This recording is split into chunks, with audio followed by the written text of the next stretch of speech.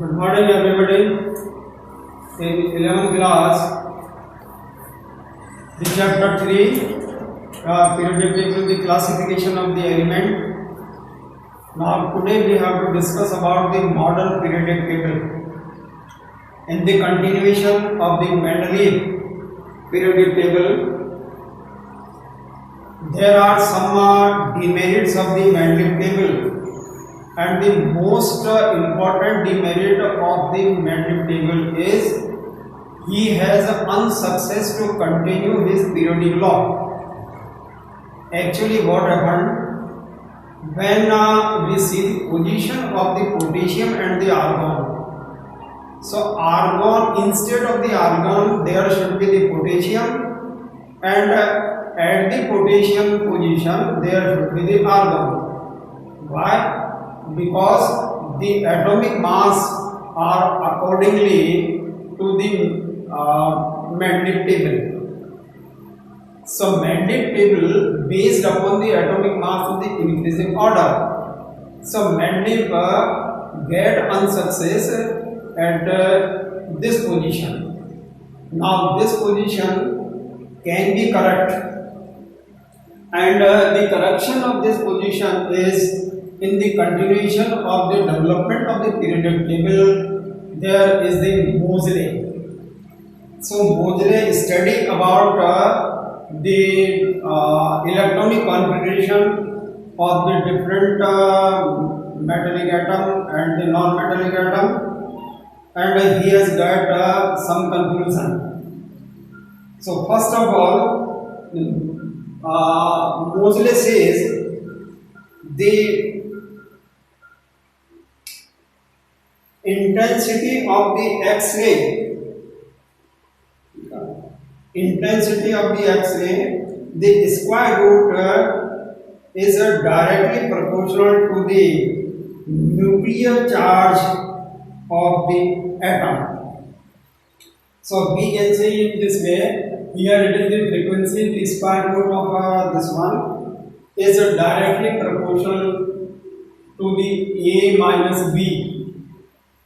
He has got some X-ray studies, and here in this way it can be right in this way also. Here the A and the Z minus B. So here instead of the A you have to write the Z. Right? Now A and B, they both are the constant.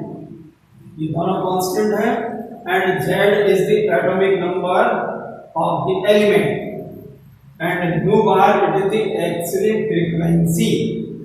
जो X-ray की जो आवृत्ति है ये समानुपाती होती है किसके? उसके एटॉमिक नंबर के.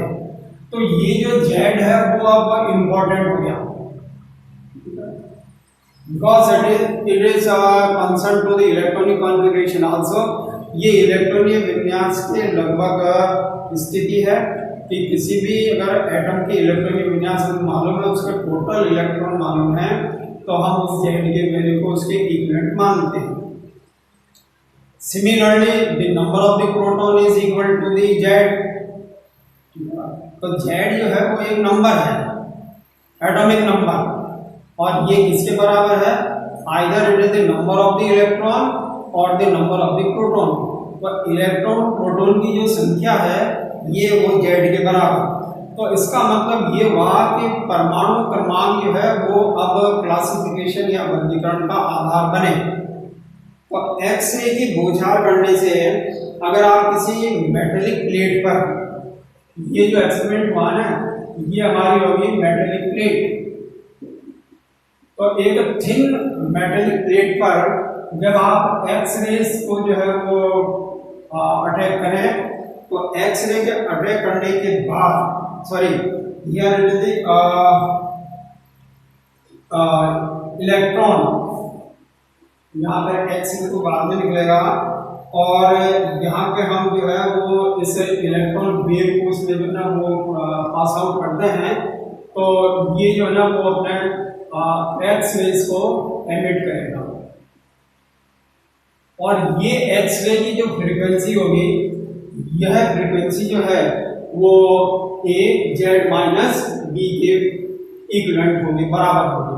तो ये जो ए और बी है, these are the two constant, ये दोनों कांस्टेंट है, ये स्थिरांक है।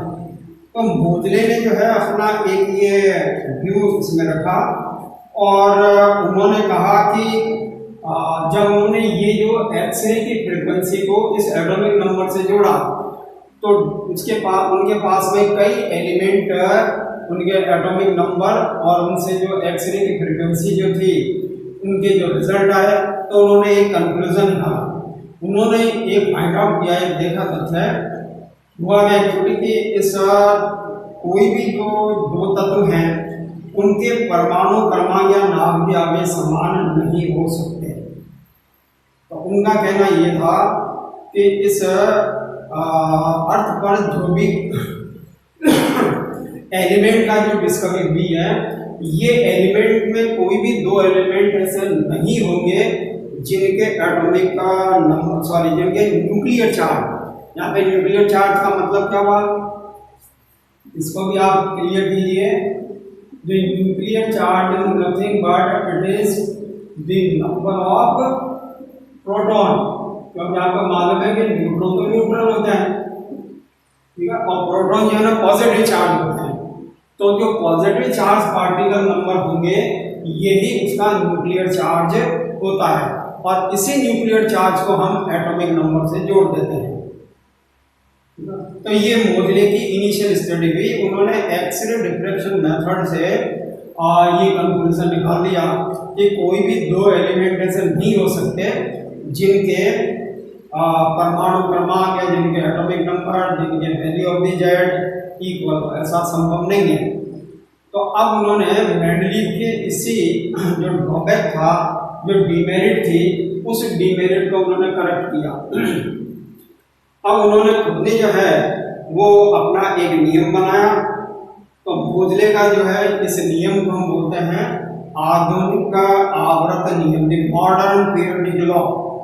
तो मॉडर्न पीरियोडिक लॉ क्या कहता है कि तत्वों के रासायनिक और भौतिक गुण उनके परमाणु क्रमांक के आवृत्ति बदल होते हैं। The chemical and the physical characteristics of the element is the periodic function of their atomic number। मोजले मेंडलीव ने क्या किया था कि यहाँ एटॉमिक नंबर के बजाय उन्होंने एटॉमिक मास को रखा था, परमाणु द्रव्यमान को। अब यहाँ पे यही एक करेक्शन हुआ है कि हम यहाँ पर इस करेक्शन को देखते हुए अब हम अपनी जो अरेंजमेंट है उस अरेंजमेंट को अब हम जो है ना वो इंक्रीजिंग ऑर्डर में एटॉमिक नंबर को हम इसको सेट करेंगे, व्यवस्थित करेंगे। तो मोजले का जो ये आधुनिक आवर्त नियम कहलाता है। यहाँ मोजले की जो टेबल्स हैं,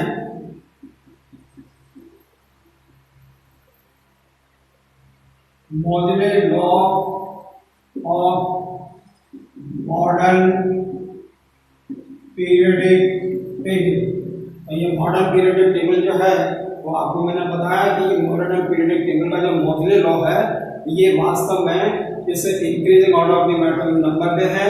तो उन्होंने जो ना हॉरिजॉन्टल वर्टिकल वो जो ग्रुप है वो तो उन्होंने मेंडलीव की तरह से रखा, लेकिन उन्होंने जो उनको सब ग्रुप को अलग अलग कर दिया। तो उनका ये टेबल इस प्रकार से बनती है, the first A and the second A. Mendeleev ने क्या किया था, इन दोनों को एक ही जगह बना दिया था। ये हमारे ग्रुप हैं, दीज आर द ग्रुप्स, ये समूह कहलाते हैं, ठीक है। तो ग्रुप जो नंबर ऑफ ग्रुप है वो उसके अनुसार ही रखे, जैसे कि आपके मेंडलीव में था।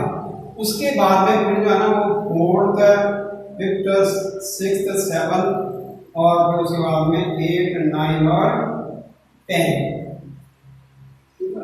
ये 10 ग्रुप हुआ।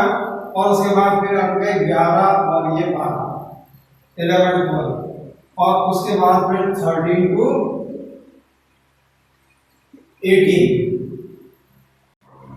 तो देखिए ये जो मोजले की जो मॉडर्न पीरियोडिक टेबल हमने बनाई थी वो 1 to 18 तक आपके वर्टिकल ग्रुप्स थे।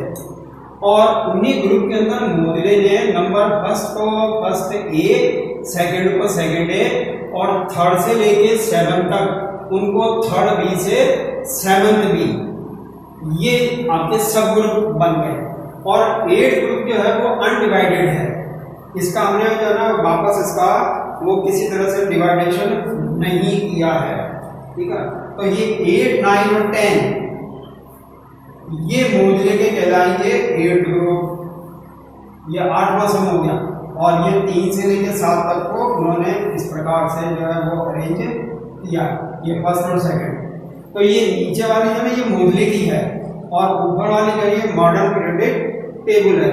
उसके बाद में नंबर 11 और 12 को उन्होंने फर्स्ट बी और सेकंड बी बनाया, सेकंड बी। और उसके बाद फिर यहाँ पे थर्ड ए से लेकर के 7th ए तक, थर्ड ए से 7th ए। और जो आपका 18 ग्रुप है ये तो हमारा हो गया 17।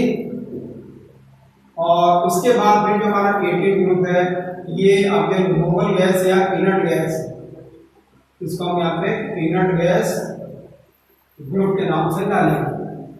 तो ये ऊपर जो है ये हमारी long form of periodic table कहलाएगी और नीचे वाली जो है ये मोजले की टेबल कहलाएगी। तो मैंने दोनों को एक साथ अरेंज करके आपको बताया है कि आपको ये जानकारी होनी चाहिए। तो मोजले का जो आधुनिक आवृत नियम अब हमने पढ़ लिया है कि किस तरह से उन्होंने increasing order in atomic number पे एलिमेंट को जो है वो अरेंज किया और इस व्यवस्था से उन्होंने एक सारणी बनाई और उस सारणी को हम यहाँ पे long form of periodic table के नाम से जान रहे हैं, ठीक है। इनकी वजह से हम बोलते हैं दीर्घ आवर्त सारणी, इसको इस तरह से बोला जाता है दीर्घ आवर्त सारणी। तो दीर्घ आवर्त सारणी के जो मेन पोस्टुलेट्स हैं वो इस प्रकार से होंगे। ये जो मोजले ने जो एक्सीलेंट डिफरेंशियल मेथड से जो अपना कंक्लूजन निकाला, एक इक्वेशन बनाई थी, इसके पीछे आपका बोर और जो एटॉमिक मॉडल है, जो क्वांटम मॉडल हमने पढ़ा था, ठीक है। तो बोर के जो परमाणु अध्ययन के पश्चात बोर ने सारणी बनाई थी, वो सारणी ही आगे चल करके long form of periodic table के नाम से जानी गई। तो तत्वों के रासायनिक भौतिक गुण परमाणु के इलेक्ट्रॉनीय विन्यास के आवर्ती फलन होते हैं। अब देखिए हमारा जो long form of periodic table है उसका जो लॉ बना है, मोजले का जो लॉ बना है उसमें तो इंक्रीजिंग ऑर्डर एटॉमिक नंबर, और ये जो फर्स्ट टू दी 18 तक का जो क्लासिफिकेशन है, ठीक है, ये आपके ग्रुप, तो ग्रुप जो है वो आपके 1 to 18, ठीक है। और पीरियड, ये पीरियड जो है ना 1 to 7, ये अरेंजमेंट है। तो ये जो 1 to 18 वाली जो स्थिति है, जो long form of periodic table के नाम से जानी गई है, ये वास्तव में इलेक्ट्रॉनीय विन्यास के इंक्रीजिंग और ऑर्डर पे ही रखी गई है। तो अब मोजले के नियम में थोड़ा सा हमने करेक्शन कर दिया। जो मोजले का पीरियोडिक लॉ था कि रासायनिक और भौतिक गुण जो है वो तत्वों के परमाणु क्रमांक के आवर्ती फलन होते हैं। अब हम क्या करेंगे कि रासायनिक और भौतिक गुण तत्वों के इलेक्ट्रॉनीय विन्यास के आवर्ती फलन होते हैं, क्योंकि बोर के पश्चात जो है हमें हर एक एलिमेंट का एक कंप्लीट इलेक्ट्रॉनिक कॉन्फ़िगरेशन मिल गया था और उसी इलेक्ट्रॉनिक कॉन्फ़िगरेशन के बेस पे ये 1 to 18। अब इसमें क्या है, अरेंजमेंट में सुविधा ये हुई कि चाहे वो लोदर लेयर का हो, चाहे वो मंडली के टेबल हो, चाहे मोजले के टेबल हो, उनको जरा अरेंज करने में जरा असुविधा थी कि सेकंड डे, फर्स्ट डे वगैरह ये जितने भी आपके सब ग्रुप्स हैं, इन सब ग्रुप को डिलीट कर दिया और उसके स्थान पे स्मूथली इंक्रीजिंग ऑर्डर 1 to लेके 18 तक ग्रुप बना दिए। तो अब सारणी हमें पहले की अपेक्षा और ज़्यादा इजी लगने लग गई। तो बढ़ते हुए परमाणु क्रमांक के आधार पर जब आप व्यवस्थित करेंगे तो यही बढ़ता हुआ परमाणु क्रमांक जो है वो आपके इलेक्ट्रॉनीय विन्यास का बढ़ता हुआ क्रमांक बन जाता है। तो क्षैतिज ये हमारे हॉरिजॉन्टल्स हैं, हॉरिजॉन्टल 1 to 7 और वर्टिकल जो ग्रुप्स कहलाते हैं ये 1 to 18 कहलाएंगे। ठीक है।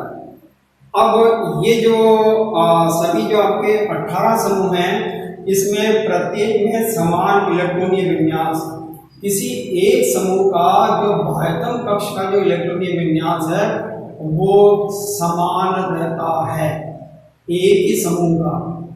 ठीक है। जैसे आप एग्जाम्पल से बताएं, नंबर ये 1 वाला जो है ना नंबर 1, अब मैं मोजले की टेक्निक को यहाँ से हटा देता हूँ और अब इसकी जगह आप सीधा ही long form of period technique को पढ़िए। तो ये जो नंबर फर्स्ट है यहाँ सभी का एक जनरल इलेक्ट्रॉनिक कॉन्फिगरेशन हो गया NS1। ठीक इसी तरह से ये हो जाएगा NS2, NS1, NS2। तो S उपकक्ष के अंदर 2 इलेक्ट्रॉन मैक्सिमम, तो पहले और दूसरे के अंदर भी जाने पर हमें ये इनके जो बाह्यतम उपकक्ष हैं ये पूर्ण भरे में मिलते हैं, कंप्लीट हो जाता है। उसके बाद में नंबर 3, ये नंबर जो 3 है यहाँ से थोड़ा विरोधाभास शुरू हो जाएगा। यहाँ से क्या होता है कि n-1d शुरू हो जाता है, n-1d, और ये जो d है इसमें 1 से लेकर के 10 तक लिखा जाएगा। तो इसको हम आंतरिक कोश या इसको पेन अल्टीमेट शेयर के नाम से जानेंगे। तो बाह्यतम कक्ष के बाद में नंबर 3 से लेकर के, तो 3 से लेकर के जैसे आप आगे आप ये 3d1 2 1 2 3 4 5 6 7 8 9 और 10, तो ये पूरा का पूरा जो ग्रुप है ये यहाँ तक था। तो यहाँ पे आपने 1 से शुरू किया तो ये 3n-1 इसको इस तरह से लिख दिया, ये b1, और 12वें में आते ही आपके बन जाएगा ये n-1 d10। तो D1 से D10 तक ये जो 10 कॉलम है इसके अंदर रखे गए हैं। तो ये एक इलेक्ट्रॉनिक कॉन्फ़िगरेशन। अब देखिए यहाँ क्या n-1 D1 है, तो इस ग्रुप के नीचे वाले जो आपके आवर्त में जो मेंबर्स आएंगे उनका विन्यास भी n-1 D होगा। ठीक इसी तरह से यहाँ पे NS1 का, यहाँ जब 13 पे चले जाएंगे तो यहाँ पे आपका NS2 P1, तो P1 से लेकर के ये बन गया आपके P6, NS2 P6, sorry P5 आएगा पहले, ये P5, और लास्ट में बन जाएगा NS2 P6, ये 18 ग्रुप के लिए है। तो अगर इसमें सुविधा क्या हुई कि हमारे इलेक्ट्रॉनिक विन्यास को याद करना या लिखना, उसकी स्टडी करना और ज़्यादा इजी हो मॉडर्न पीरियोडिक टेबल के अंदर। तो सभी 18 समूह में प्रत्येक का इलेक्ट्रॉनिक विन्यास समूह का समान, लेकिन कोई भी 2 ऐसे ग्रुप नहीं होंगे जिनके इलेक्ट्रॉनिक विन्यास समान हो। ये सारणी की अपनी विशेषता है। जहाँ तक आपके आवर्त की बात आती है तो बाईं से दाईं ओर इलेक्ट्रॉनिक विन्यास में असमानता। देखिए समूह के अंदर जब बात करते हैं तो यहाँ पर आती है आपके इलेक्ट्रॉनिक विन्यास में समानता, ये हमारा ग्रुप हो गया। और जैसे हम लेफ्ट टू द राइट बढ़ते हैं, मतलब आपके आवर्त से, तो एक आवर्त से दूसरे आवर्त में आप जब जाएंगे तो फिर ये विन्यास चेंज होना है, लेकिन यहाँ पर भी आपको चेंजेस दिखाई देगा। ये बाईं से दाईं ओर चलने पर इलेक्ट्रॉनीय विन्यास में परिवर्तन निरंतर होता रहता है।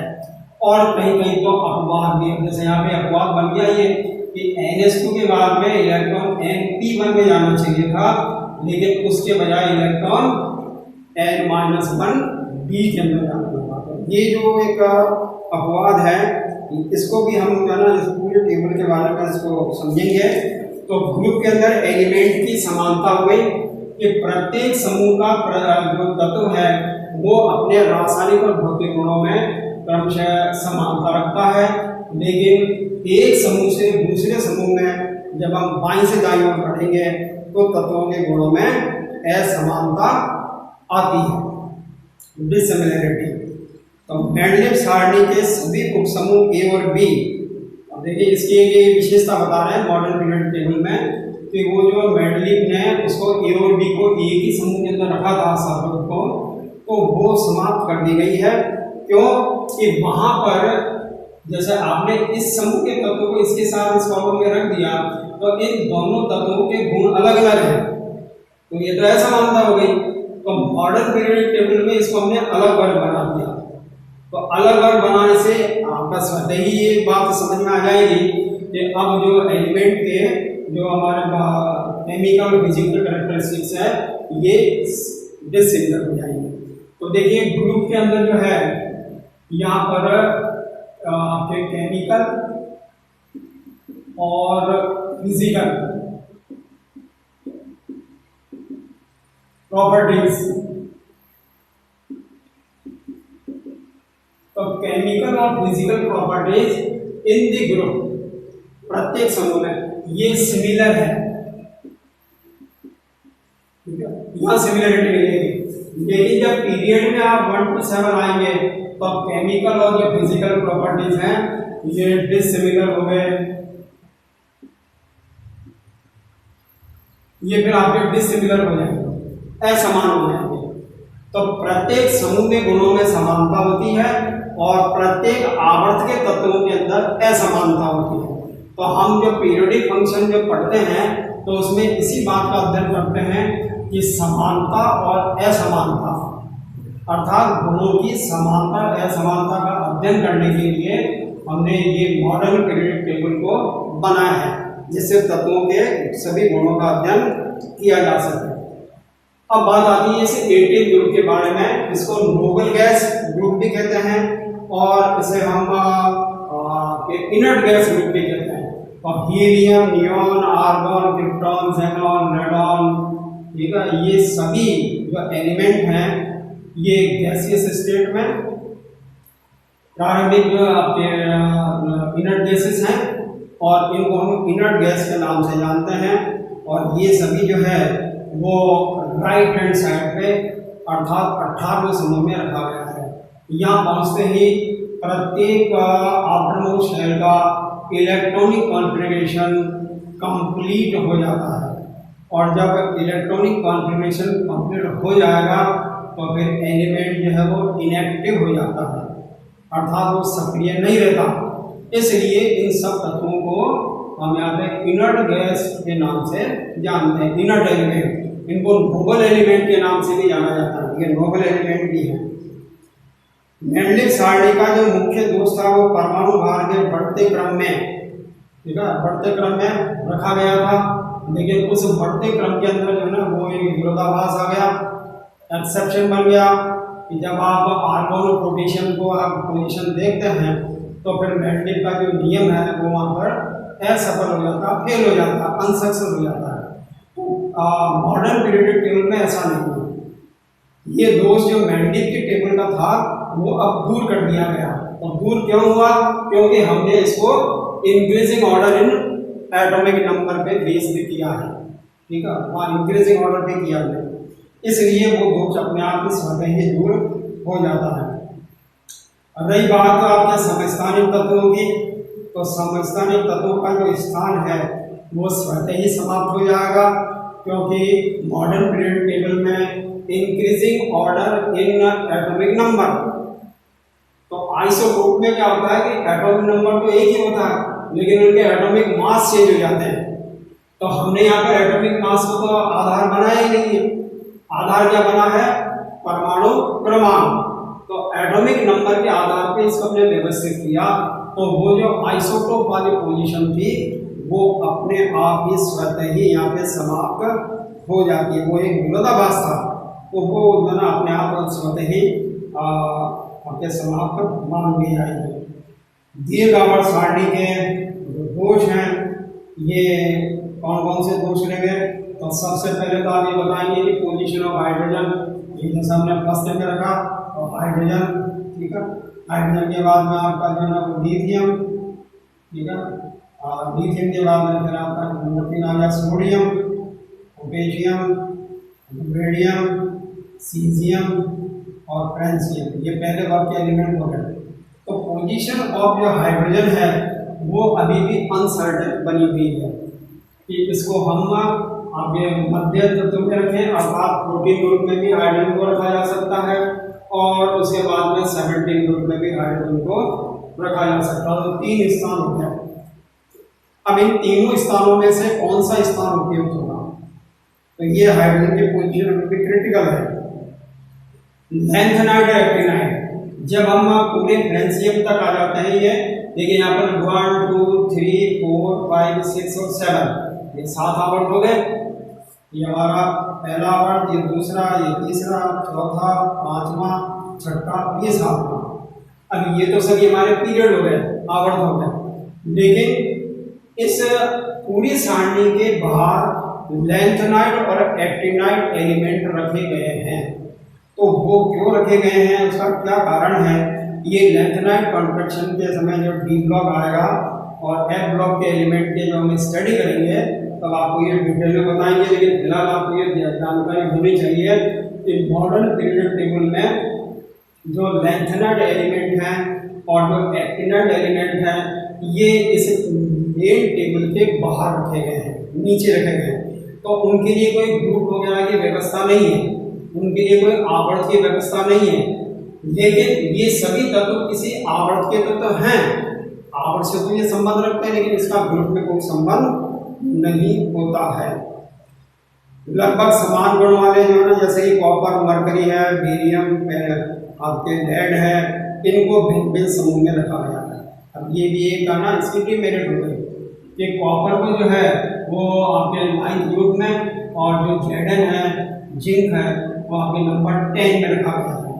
जबकि इन दोनों को एक ही स्थान पर रखते हैं। यहाँ पे आपका कॉपर आएगा और इस कॉलम के अंदर जेडन आएगा। तो जस्ता और कॉपर के गुणों में समानता होती है। ये आपके कॉइन मेटल्स कहलाते हैं, इनके कॉइनेज बनते हैं, तो इनको ये सिमिलरिटी हो गई। तो वो सिमिलरिटी होने के या तो इन दोनों का आप नंबर 10 में रखो या इसको आप नंबर 9 में रखो। तो ये भी एक इसकी डिमेरिट है कि समान गुण वाले तत्व अभी भी भिन्न भिन्न समूह में स्थापित हुए हैं। नंबर 4 कि IUPAC के नाम में नियमों का पालन नहीं है। ये जो मॉडर्न पीरियड टेबल में जितने भी एलिमेंट हमने यहाँ पे रखे हैं, वो सभी एलिमेंट उनकी जब नॉमेनक्लेचर डिसाइड हुई तो हमारे जो international union of pure and applied chemistry वाली जो एक संस्था है, ये इस नियमों का पालन नहीं करती है। तो उसके लिए फिर ये नियम बना दिए गए कि यहाँ पर अन का मतलब, अब देखिए यहाँ पे नॉमेनक्लेचर से संबंधित बात नहीं है, एलिमेंट की नॉमेनक्लेचर। तो 100 वाला जो एलिमेंट होगा एटॉमिक नंबर, ये हमारे एटॉमिक नंबर है, परमाणु क्रमांक जिसे बोलते हैं, ठीक है 100। तो अब इसको क्या है कि 100 वाले को मिल, तो अब इसमें देखिए कि ये जो आपका 0 होता है, 0 का मतलब यहाँ पे अलग से माना जाएगा। 0 का मतलब होता है यहाँ पे निल, NIL, 0 को निल के नाम से जानेंगे।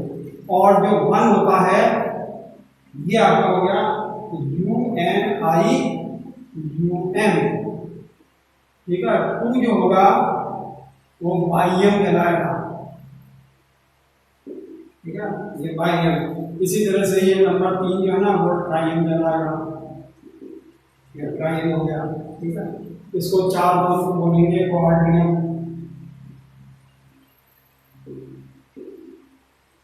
क्वाड्रियम। और 5 को क्या बोलेंगे?